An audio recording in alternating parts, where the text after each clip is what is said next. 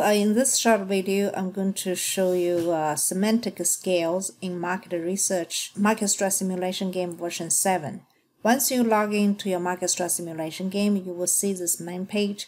In the middle is the market research section, and you can click on the semantic scale button. One thing you need to remember, semantic scale is also one of market research studies. If you did not really purchase the study, you will not have the data. However, I would strongly recommend everybody to purchase this study periodically so that you will know exactly how consumers' idea value evolve, because this is the information you're going to use to do the R&D and to make your product to fit your target consumers' needs.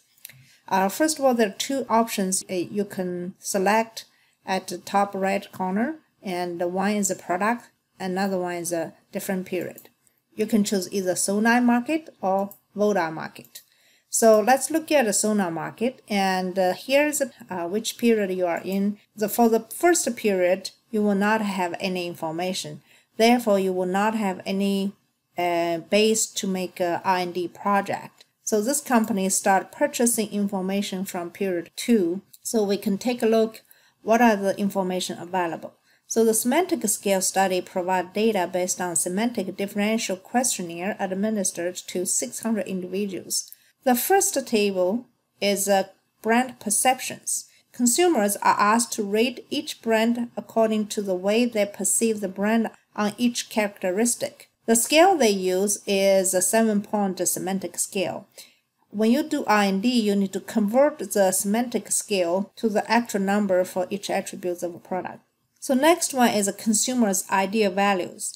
For the consumers who answered that consumers' perception of each brand, they also asked to indicate their preferred value on each scale. So the reported result. So this is also a 7-point semantic scale. You can see for different segments, they have different idea value for different attributes. The key is to know your target consumers and know their idea values to modify your brands to be as close as to your target consumer's idea value in terms of 5 attributes and also price. So next one is the importance of characteristics. Although there are 5 attributes in addition to price presented in this simulation game, not all the attributes has equal importance level. The consumers are asked to rate the importance of each characteristic in their purchasing decision.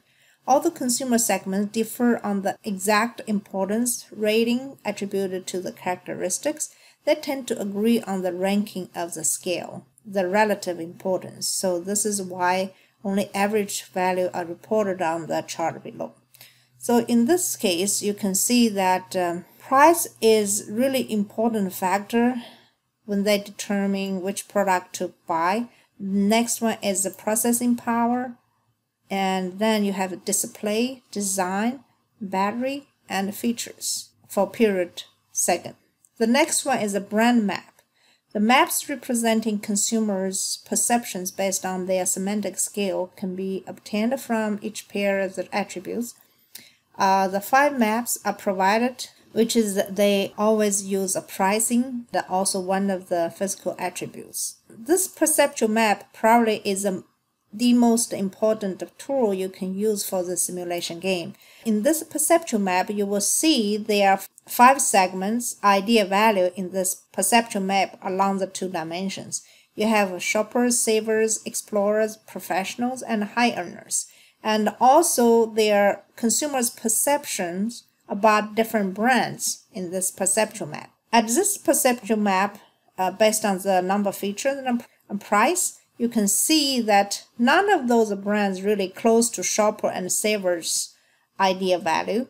And there are a whole bunch of brands here very close to high earners and professionals' idea value. It may be a good idea for them to target on high earners or professionals. So next one is based on design and price. Again, you can see the 5 segments idea value and also consumers' brand perception along these 2 dimensions. The key is move consumers' perception as close as to the consumer segments you want to target on. Let's say if in this case the company L want to use a brand long to target on savers, they need to narrow the distance between long and savers. The next one will be the battery and also price, and you have display and price.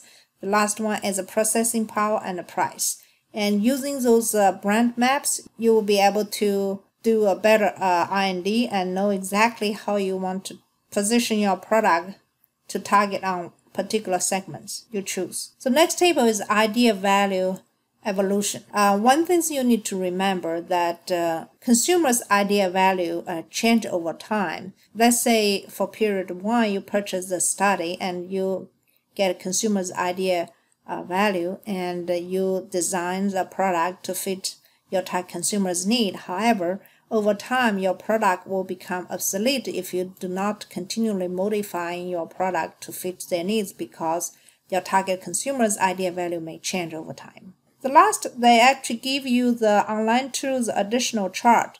If you can click this access additional chart, it gives you this tools you can use.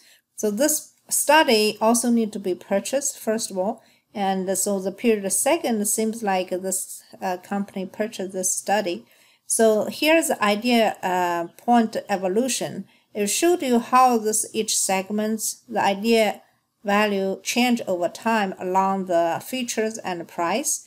You can change the dimensions by changing the y-axis, and you can look at design and battery and display and processing power, and also price and processing power. You also can use a tool to look at relationship between characteristics and perceptions. So you can use this tool to determine how you want to do R&D. Using these tools, you'll be able to convert the semantic skill to the actual characteristics of a product.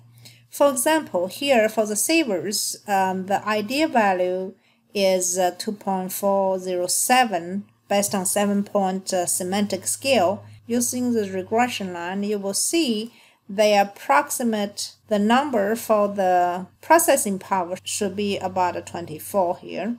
This is shopper, and if you can look at this corresponding processing power, shopper's processing power should be close to 55. What it means is when you do the R&D, if you want to target consumer to shoppers, so the product attributes of processing power should be close to 55. This is how you are going to use this tool to help you to do R&D project. That is all for the semantic scale for Sonar market.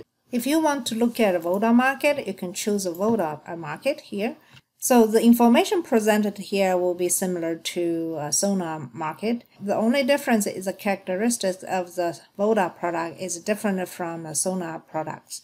And here they use resolution, energy, carbon footprint, connectivity, and apps. Those are the 5 characteristics that are presented for VODA market.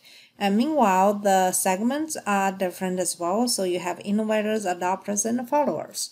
So those are the difference between Sonar market and the VODA market. So that is for the semantic scales. Hope you enjoy the video, and see you next time.